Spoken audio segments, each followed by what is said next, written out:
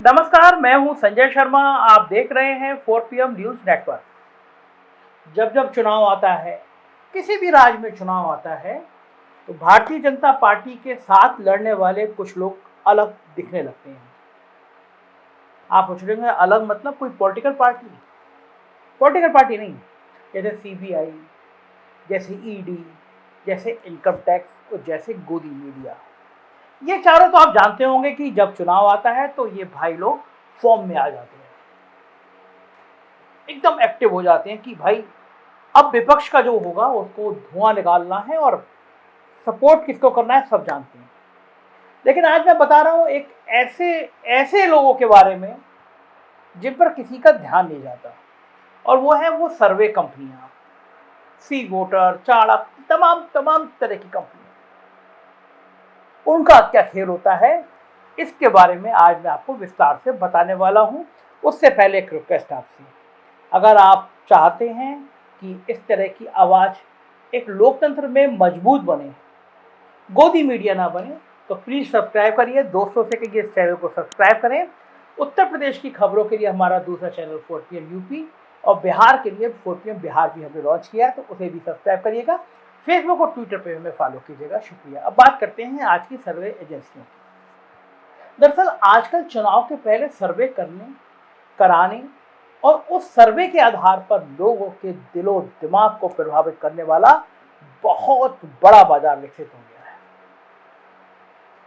आज खुद सोचिए, जब तक चुनाव कौन लड़ेगा इस कैंडिडेट का पता ना हो, रामू जी लड़ेंगे, श्यामू जी लड़ेंगे, टोनी जी लड़ेंगे, पता ना हो, तब तक कोई सर्वे एजेंसी ये कैसे दावा कर सकती है कि इस पार्टी को इतनी सीटें मिलने जा रही हैं और उसे इतने प्रतिशत वोट मिल जाएंगे वगैरह वगैरह। आज के दौर का वोटर तो ऐसा है कि उसके घर में ही तय नहीं है कि किसका वोट कहाँ जाएगा। मैं उदाहरण दे रहा हूँ, पिछले विधानसभा चुनाव हुए तो हम लोग घर में बैठ के बातचीत कर रहे थे कि किसका वोट कहाँ। मैंने जिसको वोट दिया, मेरे बेटे ने किसी और पार्टी को वोट दिया। तो घरों में तय नहीं है, सबकी अपनी अपनी राय हैं, अपनी विचारधाराएं हैं। चेंज हो गया दौर। तो जब घर में ही तय नहीं है कि किसका वोट कहाँ जाएगा, पति कहीं और वोट डालता है, पत्नी कहीं और वोट डालता है, बेटी किसी और को सपोर्ट करती है, बेटा कहीं और वोट दे रहा है, ऐसे में इन सर्वे एजेंसियों को ये कैसे पता चल जाता है कि किसे कितनी सीटें और कितने प्रतिशत वोट मिल रहे हैं, वो भी कुछ हजार लोगों का सर्वे करके। ये बड़ा अजीबोगरीब है। सिर्फ अजीबोगरीब ही नहीं, बल्कि इसके पीछे दिलचस्प खेल है जो सत्ता, गोदी मीडिया और कारपोरेट के मिले जुले स्वरूप में आपके सामने दिखाया जाता है। अब गुजरात का उदाहरण लेते हैं। यहाँ सी वोटर के सर्वे में लोगों से पूछा गया कि क्या वो सरकार बदलना चाहते हैं। जवाब मिला कि 43% लोग, 43% लोग सरकार से नाराज हैं और वो इसको बदलना चाहते हैं। वहीं 34% लोग नाराज तो हैं लेकिन वो सरकार बदलना नहीं चाहते। 23% लोगों का कहना है कि वो सरकार से खुश हैं और इसी सरकार को बनाए रखना चाहते हैं। वहीं हिमाचल की बात करें तो वहां पर 47% लोगों ने सी वोटर से कहा कि हिमाचल में चुनाव प्रचार में भारतीय जनता पार्टी को बढ़त है। 31% लोगों का मानना है कि अब एक कांग्रेस पार्टी की बढ़त है। इसके अलावा 22% लोगों ने कहा कि उनको इस बारे में कुछ भी पता नहीं है। लेकिन इन दोनों राज्यों में आज की जमीनी हकीकत की बात करें तो गुजरात में इतना कांटे का मुकाबला बताया जा रहा है कि वहां कोई कुछ नहीं कह सकता कि 8 दिसंबर को कैसा नतीजा सामने आएगा। वहीं हिमाचल में सी वोटर के सर्वे के ठीक उलट कांग्रेस पार्टी की काफी बढ़त दिखाई दे रही है। हिमाचल में मेरे जो मित्र रिपोर्टिंग करने गए हैं वो तो दावा कर रहे हैं कि हिमाचल प्रदेश में अप्रत्याशित नुकसान होगा, नहीं बन रही सरकार। इस बीच हिमाचल प्रदेश से भी सी वोटर का लेटेस्ट सर्वे भी आ गया। अब जरा इस सर्वे को भी देखिए आप। सी वोटर के मुताबिक हिमाचल की 66%, 66% जनता ने प्रधानमंत्री मोदी के कामकाज को अच्छा बताया। वहीं 15% जनता को प्रधानमंत्री का काम औसत लगा है। 19% लोग प्रधानमंत्री नरेंद्र मोदी के काम से खुश नहीं हैं। सोचिए, जिस राज्य में कुल वोटर 55 लाख हो, केवल 55 लाख, छोटा सा राज्य है, सरकारी कर्मचारियों और आर्मी अर्धसैनिक बलों की तादाद बहुत बड़ी हो, बहुत लोग हैं वहां पे फौज में, सेब के बागवान बड़ी संख्या में हों, अग्निवीर योजना से नाराज और बेरोजगार नौजवान बड़ी संख्या में हों, वहां के 66% लोग मोदी जी के कामकाज से खुश हैं। ये कमाल है सी वोटर का, बलिहारी है इनकी। इन्हें ऐसे लोग मिलते कहां हैं?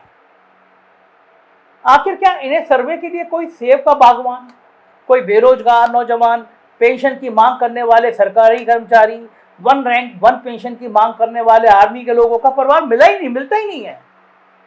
और मिला भी ऐसे लोग तो सिर्फ 15% ही हैं। ये कमाल सिर्फ सी वोटर ही कर सकता है।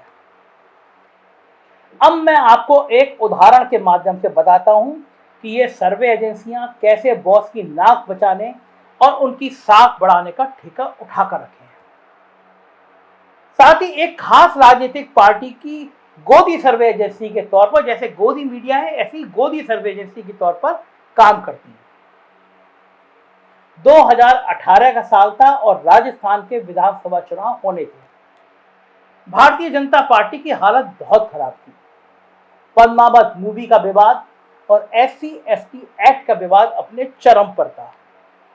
मुख्यमंत्री वसुंधरा राजे बहुत मुश्किल में थी। उस दरमियान इन सर्वे एजेंसियों ने साहब की नाक बचाने का नायाब तरीका ढूंढा। चुनाव के 3 महीने पहले से अपने सर्वे को गोदी मीडिया चैनलों पर दिखाना शुरू कर दिया कि राजस्थान में नारा लग रहा है कि मोदी तुझसे बैर नहीं, रानी तेरी खैर नहीं। अब आप बताइए, चुनाव के 3 महीने पहले किसको फुर्सत है ऐसे नारे लगाने की?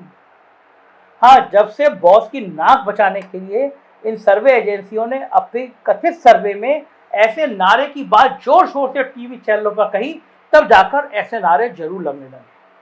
यानी बॉस के डर पर हार का ठीकरा ना फूटे, बॉस इज ऑलवेज राइट रहे, इसका पूरा इंतजाम पहले ही इन सर्वे एजेंसियों ने कर दिया और साथ में ही हार में भी बॉस का माहौल बना दिया, जो हुक्म मेरे आका।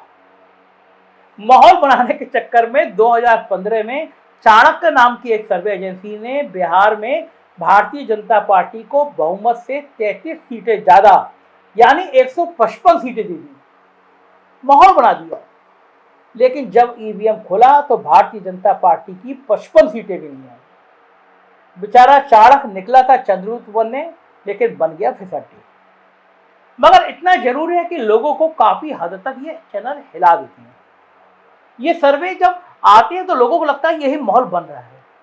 इन्हीं लोगों ने राहुल गांधी की एक छवि गढ़ी थी, लेकिन अब जब हालात बदल रहे हैं तो इन्हें भविष्य की चिंता सता रही है। खुद सर्वे एजेंसियों को भी महाराष्ट्र की ईडी सरकार, गलत मत समझिएगा, बवाली ईडी नहीं है, ईडी सरकार मतलब ई फॉर शिंदे और D for Devendra Fadnavis, ED सरकार में अब तक जनता का थोड़ा भी समर्थन नहीं दिखा है।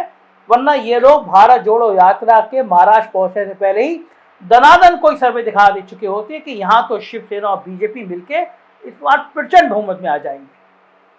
लेकिन फिलहाल तो अमृत काल का आनंद लीजिए, अमृत काल चल रहा है, एंजॉय करिए। जनता के अमृत काल का नहीं बल्कि इन सर्वे एजेंसियों के अमृत काल का मौज लीजिए। ये अपने सर्वे में चाहे जिसकी सरकार बनवा दें, लेकिन अब जनता भी इन एजेंसियों के दावे का अक्सर समझने लगी है। क्या खेल है ये समझने लगी है, ये पब्लिक है साहब, ये सब जानती है। लोग अब चाय पान की दुकानों पर चर्चा करते हुए मिल जाते हैं। यार मुझसे तो कहते हैं, यार मुझसे तो आज तक कोई सर्वे वाला मिला ही नहीं जो ये पूछे कि आप किसको वोट दोगे। फिर भी इनके सैंपल के लिए क्या, इनके जो सैंपल होते हैं उसके लिए क्या लोग कोई दूसरे ग्रह से आते हैं?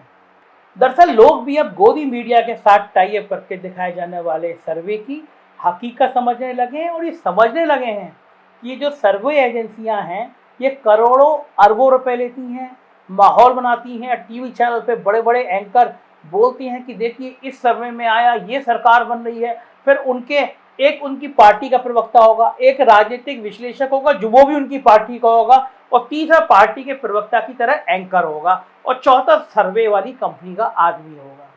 ये चारों मिलकर टीवी चैनल पे ऐसा माहौल दिखाएंगे कि आपको लगने लगेगा इस राज्य में तो इस पार्टी की सरकार यानी भारतीय जनता पार्टी की सरकार बनने लगी है। तो जो 1-2% का वोटर होता है जो इधर उधर जाता है, वो उस माहौल में पार्टी की तरफ, सरकार की तरफ चला जाता है। लेकिन अब ये बात सामने आने लगी है, ये सच सामने आने लगा है, जाहिर है 8 दिसंबर तक इंतजार करिए, इस बार भी सर्वे एजेंसियों का सच आपके सामने आएगा। तब आप पूछेंगे कि हजूर, आप तो कुछ और कहते थे और निकला कुछ और। सच देखना हो तो देखते रहिए 4PM। शुक्रिया।